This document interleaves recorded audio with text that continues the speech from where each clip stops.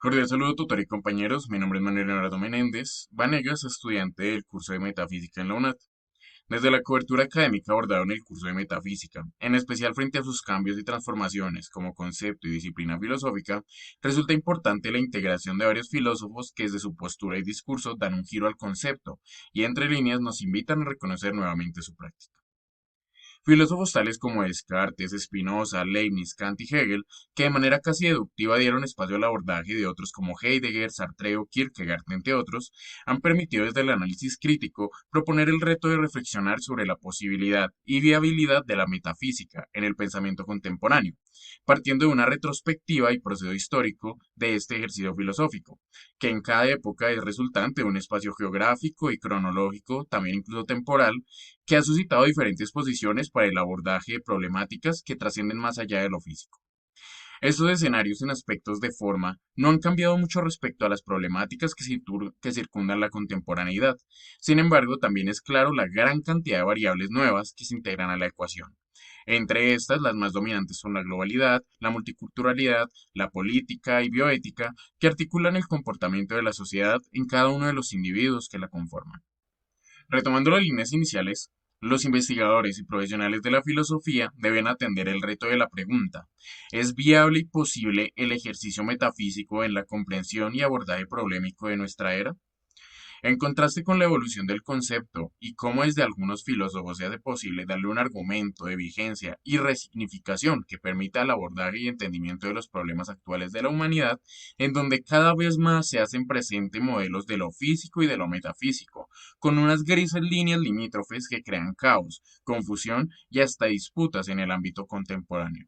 Para un primer escenario de análisis sobre los interrogantes planteados, es importante integrar a Heidegger en este ejercicio, pues desde él se representa una renovación radical de la metafísica, ya que no se limita a continuar la tradición, sino que también cuestiona sus presupuestos, pone sus cimientos en crisis y replantea el sentido del ser, en un nuevo horizonte filosófico.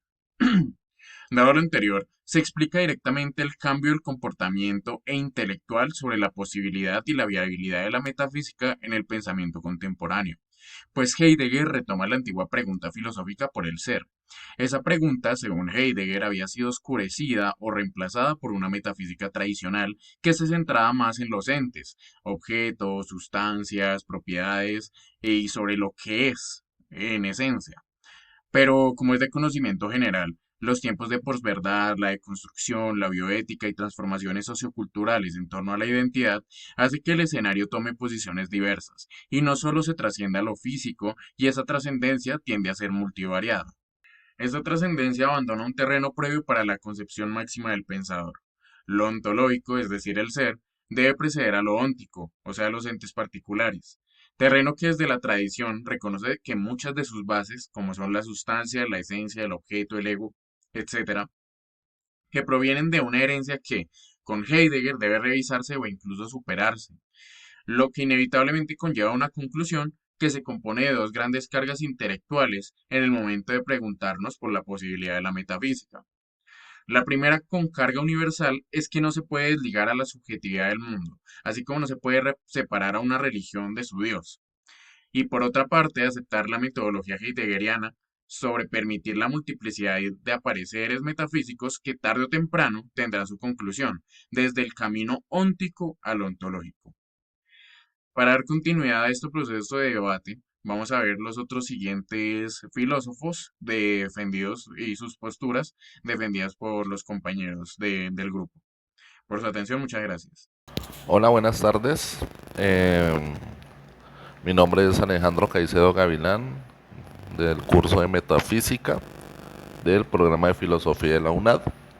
Y en este video pretendo brevemente defender la postura de Jean-Paul Sartre, pensador francés del siglo XX, con relación a la metafísica. Empezamos por decir que a diferencia de la metafísica clásica, Sartre busca responder qué es el ser en sí mismo, cuáles son los primeros principios y cómo está estructurada la realidad. Sartre parte de una concepción de una transformación radical del problema del ser. Su pregunta ontológica, digamos que no conduce a un sistema dogmático, sino a una filosofía centrada en la existencia concreta, en la libertad humana y la responsabilidad que ésta conlleva. Entonces desde ahí pretendemos defender su postura. El primer enunciado que he desarrollado es: la posibilidad de la metafísica según Sartre sí es posible, pero debe desentarse. Sartre no niega la metafísica, lo que hace es cambiar su punto de partida. En El ser y la nada, Sartre afirma que toda investigación sobre el ser debe empezar desde la existencia humana, no desde conceptos abstractos. Por eso dice que la existencia precede la esencia. Esto significa que en la metafísica sigue siendo posible, pero no como una ciencia del ser en sí, sino como una reflexión que surge de la experiencia humana, situada, contingente y libre. La metafísica sigue siendo válida, pero solo si se reconoce que su base no son ideas eternas, sino la existencia humana concreta. Sartre rescata la metafísica, pero la vuelve existencial. Los límites de la metafísica no puede decirnos que es el ser absoluto. Sartre sostiene que el ser en sí, las cosas, es lo que es, sin fisuras. El ser para sí, la conciencia, es falta de ser, apertura, proyecto. Y el ser en sí para sí es una contradicción ontológica. Por tanto, la metafísica no puede aspirar a fundamentar un ser absoluto ni a explicar la totalidad del ser como una unidad final. Tampoco puede cerrar el sentido de la existencia humana, pues esta está marcada por la libertad radical. O sea, los límites de la metafísica entonces están en su pretensión de totalidad. No podemos hablar del ser absoluto porque este cae fuera de la experiencia humana y nos arreja al terreno de la mala fe. El sentido de la metafísica en Sartre entonces es comprender la libertad humana. Para Sartre la metafísica tiene un propósito muy concreto: mostrar en el ser humano su condena a ser libre y que debe asumir su existencia sin excusas. O sea, no es un sistema cerrado, sino que, digamos, nos debe enseñar a pensar cómo relacionarnos con el mundo, cómo construimos sentido, cómo nos hacemos responsables de lo que somos.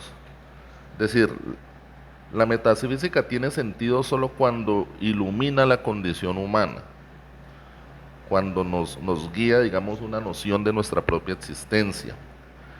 Sirve para entender que somos proyectos en marcha, sin esencia previa, y que debemos asumir la responsabilidad de nuestras decisiones.